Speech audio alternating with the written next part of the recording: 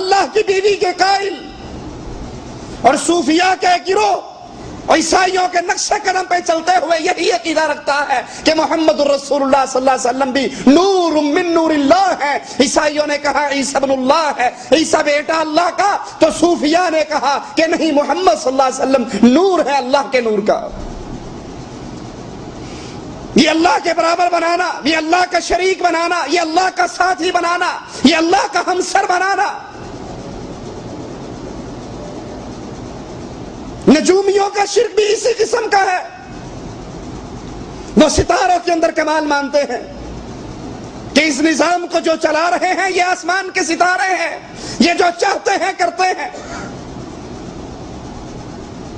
آپ انڈیا پاکستان والے بھائیوں نے اپنے ہاں کے سنڈے میگزین کے اندر ایک پیج دیکھا ہوگا. آپ کا یہ ہفتہ کیسا گزرے گا؟ آپ کا ستارہ فلاں ہے, آپ کا ستارہ فلاں ہے. آپ کے ستارے کے مطابق آج کل آپ پر پریشانی آنے والی ہے, اور آپ کے ستارے کے مطابق آج کل آپ کو رزق میں فراخی ہونے والی ہے. اکثر معروف اچھے بھلے لوگوں کی زبان پر ایک جملہ ہوتا ہے, کوئی بندہ پریشان ہونا, اجی آپ کو کیا بتائیں, آج کل ہمارا تو ستارہ ہی گردش میں ہے. ستارہ گردش میں ہو, حالات بدل جاتے ہیں. یہ ستارے مدبر ہیں جہاں کے. آپ یاقوت پتھر پہنا کریں, یہ یاقوت جو ہے, یہ عقیق جو ہے, آپ کے ستارے برج کے ساتھ ملتا ہے, اور جب اس کو پہنیں گے تو فائدے مل جائیں گے. وہ اس جہان کا نظام چلانے والے ان ستاروں کو سمجھتے ہیں, جو ستارے جو محض اللہ کی مخلوق ہے, اللہ نہیں, رب نہیں.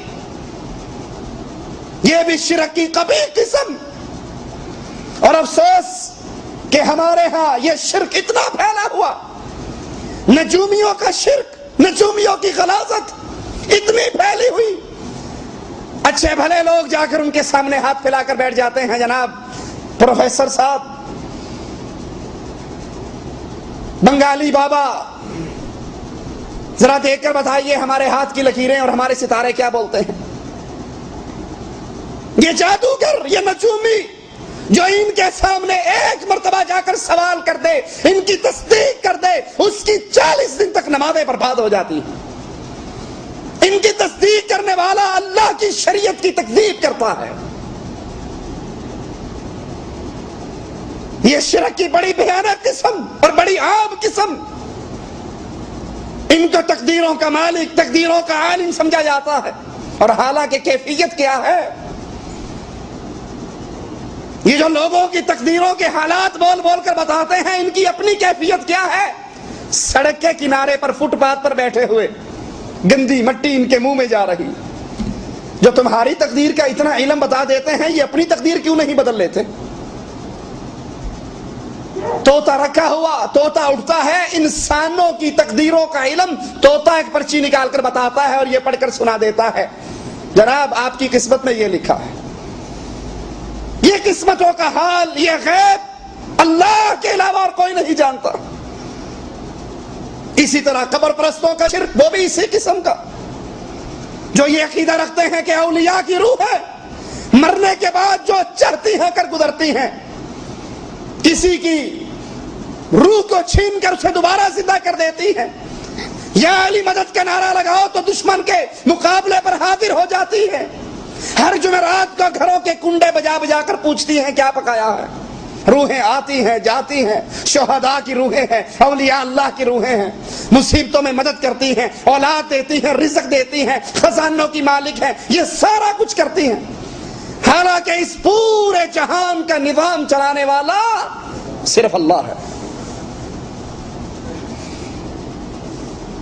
رسول اللہ صلی اللہ علیہ وسلم کے بیٹے ابراہیم کی وفات پر جب اللہ کی نشانیوں میں سے ایک نشانی تبدیل ہوئی, لوگوں نے یہی چرچے کیے تھے کہ اس کی موت کا غم تو یہ بھی برداشت نہ کر سکا. رسول اللہ صلی اللہ علیہ وسلم نے فوراً خطبہ دیا, کہا یہ چاند اور سورج اللہ کی نشانیوں میں سے ایک نشانی ہے, یہ کسی کے مرنے اور زندہ ہونے سے تبدیل نہیں ہوا کرتے.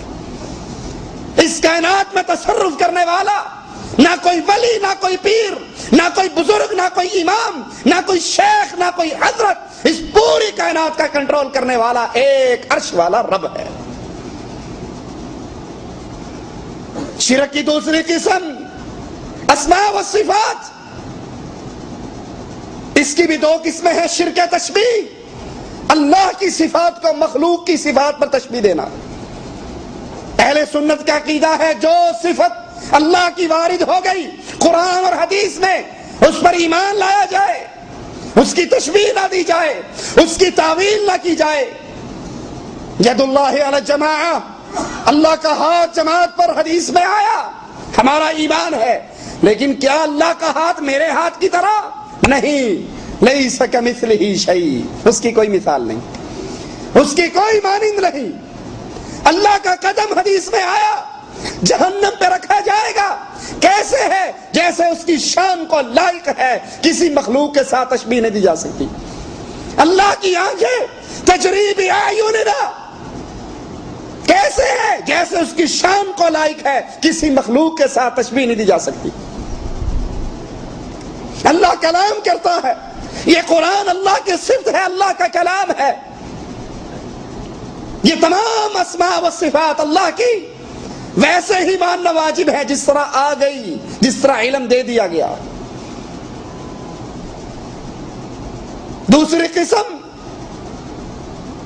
اللہ کے مبارک نام ہے، اللہ کے پیارے نام ہے، مشرکین ان ناموں کے اندر سے اپنے جھوٹے الہوں کا نام نکالتے ہیں۔ اس لیے اللہ عز و جل فرماتا ہے وَلِلَّهِ الْأَسْمَاءُ الْحُسْنَى فَادْعُوهُ بِهَا وَذَرُوا الَّذِينَ يُلْحِدُونَ فِي أَسْمَائِهِ سَيُجْزَوْنَ مَا كَانُوا يَعْمَلُونَ۔ اللہ کے پیارے پیارے نام ہیں، اللہ کو ان ناموں کے ساتھ پکارو اور ان لوگوں کو چھوڑ دو جو اللہ کے ناموں میں الحاد پیدا کرتے ہیں، ان قریب وہ اپنے کرتوتوں کا بدلہ پا لیں گے۔ اللہ کے ناموں میں الحاد سے مراد شرک ہے، جس کی ایک صورت اللہ کا نام الالہ، مشرکین نے الالہ نام میں سے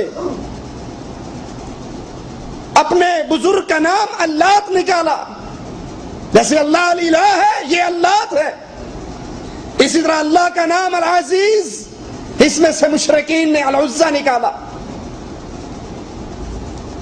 یہ اللہ کے اسماء، اللہ کے ناموں کے ساتھ الحاد ہے، جس کے بارے میں مالک کہہ رہا ہے ان سے الگ ہو جاؤ، جو میرے ناموں میں الحاد کرتے ہیں، یہ قیامت کے قریب، یہ قیامت والے دن ان قریب ان کے کرتوتوں کا بدلہ دے دیا جائے گا۔ شرک کی تیسری قسم، یہ کینسر ہے مسلمان بھائی، یہ کینسر ہے، اس کا علاج صرف توبہ ہے، اور اگر اس شرک کی حالت میں بغیر توبہ کے کوئی انسان مر جاتا ہے، وہ اللہ کے انبیاء کا رشتہ دار بھی کیوں نہ ہو، وہ نبی کا باپ ہو، بیٹا ہو، بیوی ہو، چچا ہو، کہہ دیا جاتا ہے جیسے اور لوگ جہنم میں جا رہے ہیں تم بھی جہنم کے اندر داخل ہو جاؤ۔ یہ شرک معاف نہیں ہوگا۔